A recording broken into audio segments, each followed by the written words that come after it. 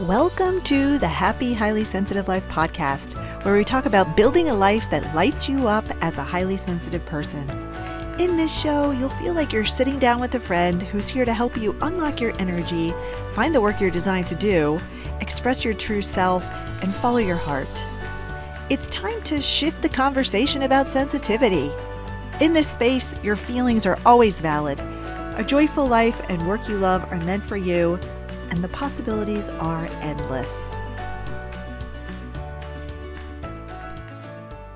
My first radical act of listening to my body came in grade school. I pretended to be sick so I could stay home from school for the day. Now, looking back on it, I can see that I was a wiped out HSP who just needed a break. The world said I needed to go, but I knew I needed to stop. And so on those days that I woke up with a morning sore throat and managed to convince my mom to let me stay home from school that day, I was taking the rest that I needed to recharge. Now, as an adult, work, school, and family obligations are a lot more complicated, and you may feel like the idea of taking a day off because you're wiped out is just as bold as my 7-year-old voluntary leave day from school. There's huge pressure to be hustling 100 miles an hour. One day, a few years ago, I was in my busiest season at work. I was welcoming our summer interns at the university, which was always a busy time. And on this particular work day, I was exhausted because I worked a lot of the weekend.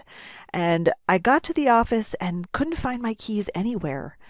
I retraced my steps back to my car that was parked in a parking deck almost a mile away, and discovered that the keys were in the ignition and the car was still on. Another day earlier in my career, I'd worked a 12-hour day. I was leaving the office and was last to lock up, and I got to the front door of the building and couldn't remember which key locked the front door. My mind was a complete blank. As a highly sensitive person, when I'm bypassing my body's fatigue, I'm absent-minded and more easily overstimulated, noise sensitive and jumpy, and my sugar cravings go up since cravings for energy can show up as sugar cravings, and eating sugar is more likely to lead to a blood sugar crash later on, which makes me hangry and even more easily overstimulated. I'm definitely one of the HSPs that can't drink caffeine to compensate for my low energy, although back in the day I did try green tea for energy, but that just left me anxious, jittery, and more jumpy, and kept me from getting a decent night of sleep. So as HSPs, fatigue can come for more than just overdoing it, though. It can come from being overstimulated, from deep processing, or from doing something new or stepping out of your comfort zone. Pushing beyond your capacity may work for a while, but eventually you'll find that your life starts to lose its luster. You're just going through the motions and your days aren't fun anymore. You no longer feel a spark and you've got nothing to look forward to. And eating sugar, drinking wine, or doing online shopping become the only ways to have a moment to feel a little lighter. For me, I know sugar was my way to relax. Studying to be a health coach, I learned to look at how to make life adjustments so that your whole life nourishes you. Now, you may think, I can't make any changes to my life. There's nothing I can do about this right now. If you are, remember that your mind has a natural negativity bias that stops you from stepping out of your comfort zone. Its intention is to make you proceed with caution, but I'm here to lovingly encourage you to look past those doubts and fears, to imagine how your life could be different, easier, more satisfying. What would that life look like? If you can imagine it, you can make it happen. So today, in this episode, I'm here to share some strategies you can build into your everyday life starting today so you can have a bit more space for rest. And I'm also here to nudge you to think outside the norm about how you can set up your life so that it works for you. In this episode, you will learn 5 things that may make you tired, 6 breaks to consider adding to your life and day, 3 gentle ways to up-level your food choices to support energy during your day, including a doable way to eat less sugar, and how to build an aligned life to counteract burnout. I hope this episode will give you permission to pause and recharge and release the pressure to be on the go constantly. So let's dive in by talking about 5 things that may make you tired. The first thing that may make you tired is being around other people. Say you've just had an intense emotional conversation or met someone for the first time and had to make small talk, or you've been around unpredictable people that are emanating stress or anxiety. Absorbing their emotions and walking on eggshells is wearing. If you're with someone who has a very strong personality and you feel you have to match their energy output, that's tiring too. So if you know your Myers-Briggs type and you're an introvert who recharges by being alone, and you live with an extrovert who needs to be around people to feel energized, you know how the pressure to be as social as them is exhausting. And if you're an extroverted HSP who's feeling overstimulated, you need alone time to recharge, but you may find your energy becoming drained from too much time alone. If you're not sure whether you're an introvert or extrovert, you can take a free personality test that has roots in the Myers-Briggs at 16personalities.com. That's 16personalities.com. I'll link that in the show notes for you. There's one other personality assessment that reveals something significant about energy levels, and that's human design. Human design shows us that the body has 4 energy motors. The most powerful motor in the body is the sacral. About 70% of the population has what's called a defined sacral center. These are the generator and manifesting generator types. A defined sacral gives you consistent energy to be on the go from sunup to sundown, working the traditional workday. But about 30% of the population has an undefined sacral center. These are projectors, manifestors, and reflectors. An undefined sacral center gives you a limited amount of energy, and when you run through that energy, you need to rest to refill your tank. You are not designed to constantly be on the go. Your best work days give you a chance to rest if you need it. You may feel like you're struggling or you've struggled to keep up with the energy levels of the hustle and grind culture, and very painfully, people may have judged your need to rest by thinking you're lazy or unmotivated. People with undefined sacral centers have learned their human design type and cried from relief when they learned they had an undefined sacral center. They finally understood why they feel so energetically different from other people. Knowing this can give you a new level of self-compassion.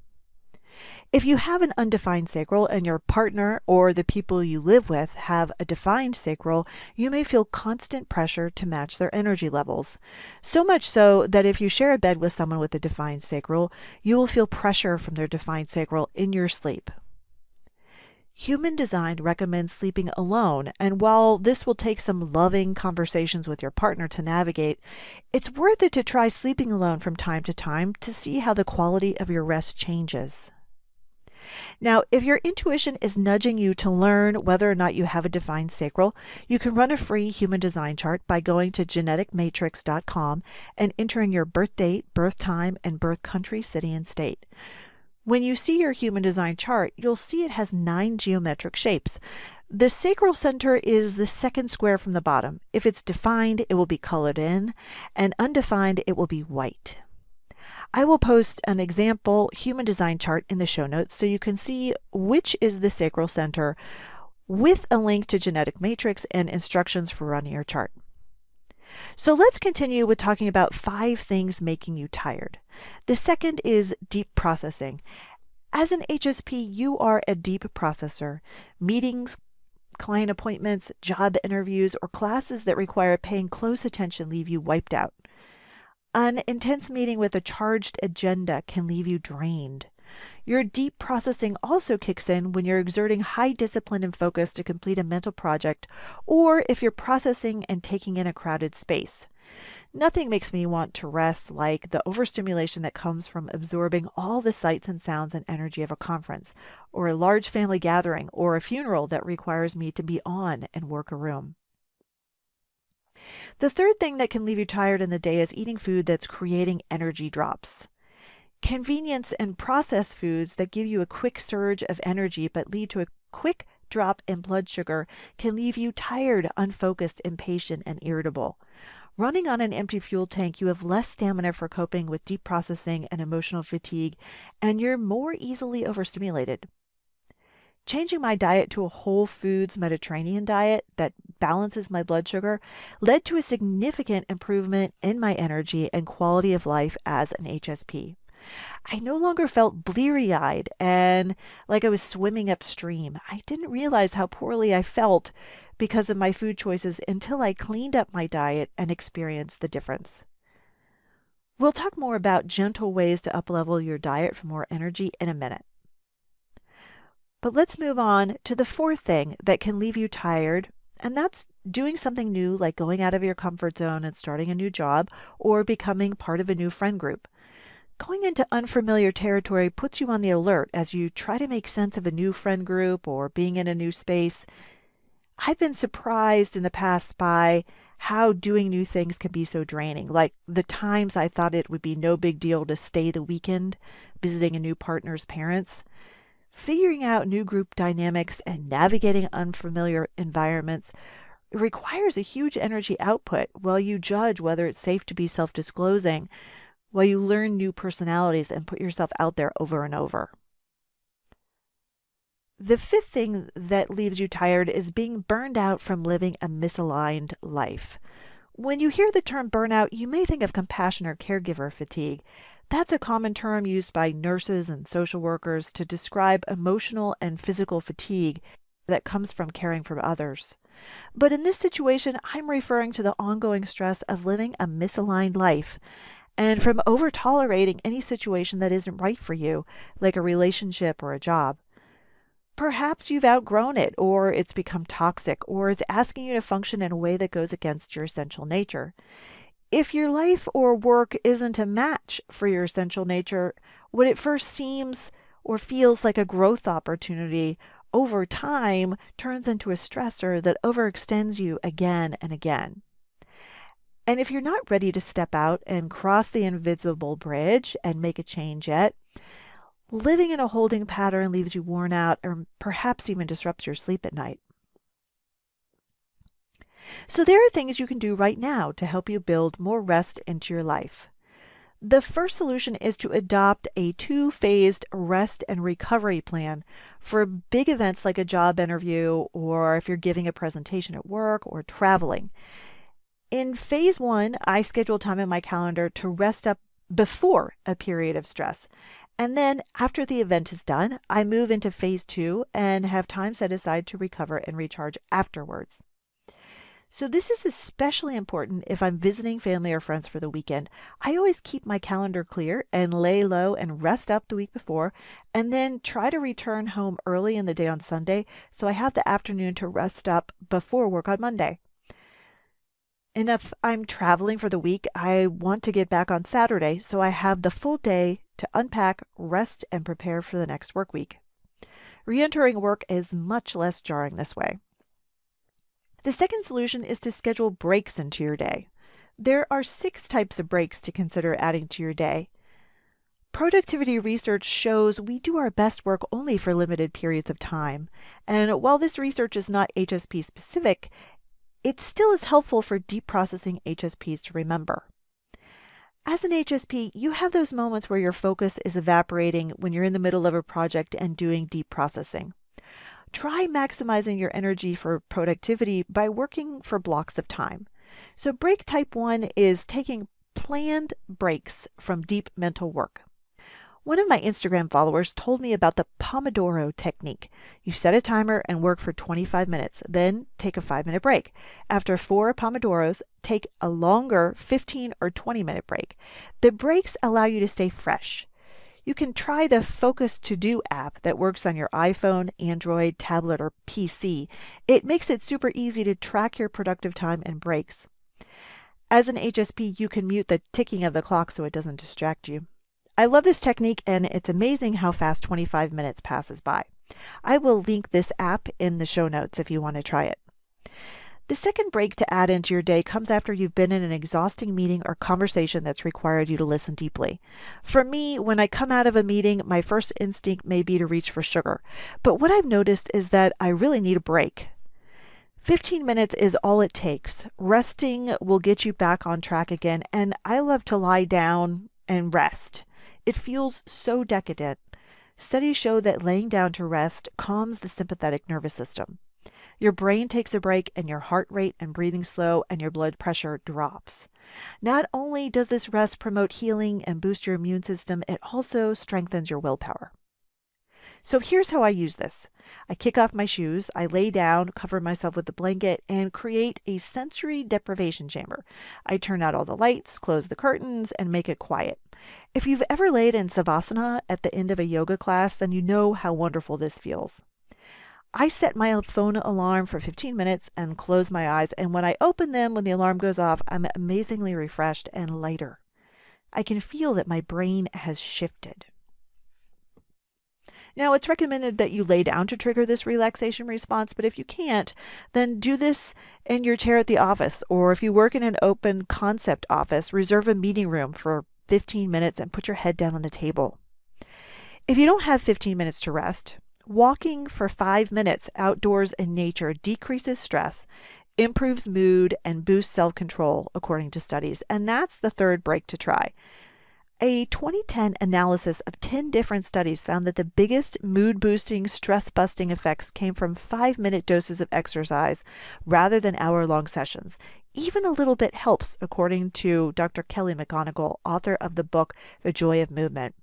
So walk to the mailbox or around the exterior of your building for a mental reset. The fourth break is to read a book. 6 minutes with a good book reduces heart rate and eases muscular tension by 68%. It captures your attention and requires you to be completely in the moment, leaving your stressors behind. Carry a book with you and read when you're stressed. If you're too worn out after a work meeting to do a task that requires focus like reading, have you ever noticed how cleaning and organizing makes you feel better? Well, that's the fifth break. This is something I used to do at the office on Friday. My brain was fried, so a lower level work task like organizing emails or cleaning my desk or organizing my online files from the week gave me a chance to rest and restore while accomplishing a task I needed to get done anyway. Notice how restoring order gives you a sense of satisfaction. All right, the sixth break is a meditation break. You've heard me talk about meditation on this podcast before. When you're wishing everyone around you would disappear and that your packed afternoon schedule would magically clear up, meditation is one of the self-care strategies that Dr. Elaine Aron, HSP researcher, promotes repeatedly. If you've listened before to this podcast, then you've heard me mention the benefits of meditation for HSPs. Studies show meditation increases alpha and theta brain activity. That means you become more relaxed with lower anxiety. Plus, higher gamma activity means emotions are being managed better. And more left prefrontal activation is a sign that more positive emotions are being generated. Listen to episode 3 for more instructions on how to incorporate meditation into your life. I'll include a link in the show notes to episode 3. Even 5 minutes to start can help. Okay, we've just talked about ways to recharge and reboot your energy. Now let's talk about one thing that has made a giant impact on the quality of my day, and that's being intentional about what I'm eating. As I mentioned a few minutes ago, as an HSP, food choices have a massive impact on your energy level and physiological stress. If you want to see the difference that food can make for how you feel, do an experiment. On one day, eat a donut or bagel for breakfast and watch what happens to your energy and stress levels that morning. The next day, eat a breakfast with protein, a bit of slow digesting complex carbohydrate and vegetables, and notice the difference in your ability to function. For me, the donut or bagel will quickly make me tired, unfocused, and more easily overstimulated. I'm sluggish and want a nap. While the other option leaves me energetic and charged all the way through lunch. If you're living a busy life, the idea of overhauling your diet can be daunting, but there are 3 gentle ways to uplevel your food choices to support more even energy during your day. The first is to curb your sugar intake during the workday. So if the idea of quitting sugar totally is overwhelming to you, you can still get good benefits by avoiding sweets from 8 to 5, say, Monday through Friday. That way, you're more likely to avoid blood sugar drops that squash your energy at the times you need to be productive. Anytime you need high energy and focus and to feel resilient, support that by avoiding sugar. Set yourself up to be successful by getting all the sweets out of your workspace and planning what you'll do instead when you normally would reach for the sugar. Create a ritual of sorts that replaces the ritual of eating sugar. I like to have a spoonful of nut butter instead, since the fat is satisfying like sugar. I also like a cup of ginger turmeric tea with licorice root for a slightly sweet finish. If reaching for sugar is a reflex when you're stressed, try naturally lowering your stress levels by sipping some comforting tea while reading a few pages of a good book. The second way to uplevel your food to support energy is to add in more vegetables to your day. Vegetables are not only full of nutrients, but they have fiber that makes you feel satisfied. When I don't eat enough veggies, I walk away from a meal grazing for junk food that's easy to overeat to the point where it tanks my energy a short while later.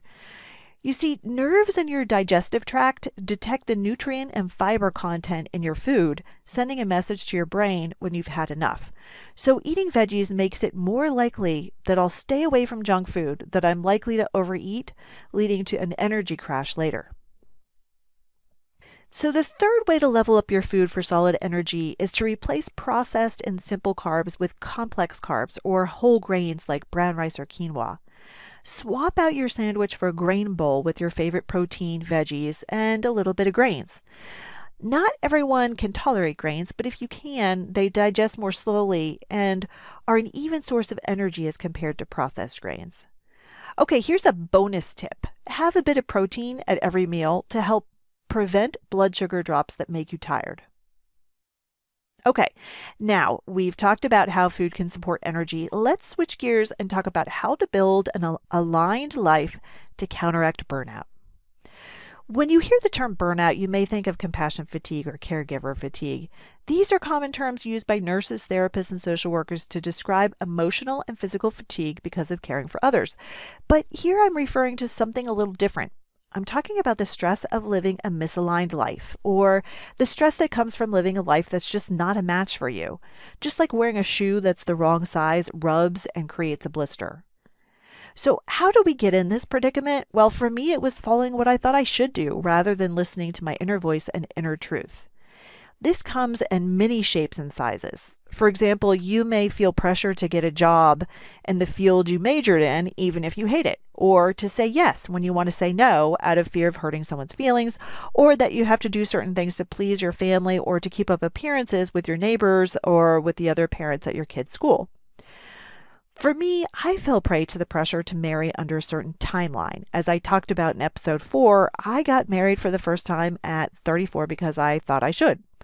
Society said it was time. All my friends had gotten married years before me. We have other people's voices in our heads telling us what to do so much that we may not realize the pressure there is to conform to some external idea about how to live. I know I didn't.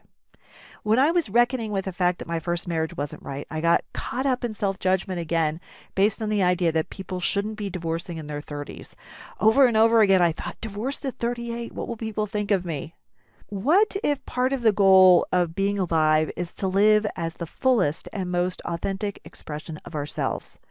To hear what's in our hearts and to respond to it, to honor your uniqueness as much as possible, to give your body what it needs when it needs it, to go to the bathroom when you need to pee rather than holding it, to rest when your body says to rest. What if you let your creative imagination work its magic to design a way to live that honors both your needs and your desires? What if, once you peel back society's expectations, the options are endless for how you can live your life? So I ask you, what would you do if you could revamp your life to work for you? In my first adult job after grad school, I started fantasizing about how to spend less time at work to live a slower life. Books about voluntary simplicity with titles like Your Money or Your Life lined my bookshelf. They described inventive ways people could design their lifestyle to save money and report to an office less. Things like creating co-housing arrangements to reduce the cost of living and your work hours, and owning a home with a rental space and then using the rental property income to reduce the number of hours you have to work. I was never courageous enough to consider living off the grid in a yurt or a van to reduce expenses. That was too big a departure from how I was used to living. But these books gave me permission to think beyond joining the traditional rat race, which was very depleting as an HSP. In my second job out of grad school, I had the chance to work 4 10-hour workdays, giving me a 3-day weekend. And the 10-hour days were long, but the big payoff came from having a long weekend every week. More than any other time, now is the time to explore alternate ways to work. The pandemic is creating a societal shift that is giving us expanded options for making a living. With more virtual jobs than ever before that allow you to work from home, it's more and more possible to find inventive ways to make a living. I'm here to nudge you to think outside the box to create a life that works on all levels.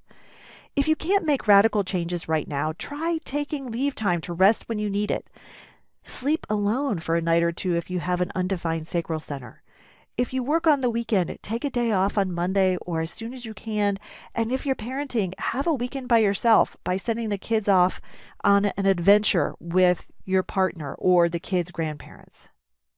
It's by pausing and breaking away that I find I have my most inspired breakthroughs for how to uplevel my life.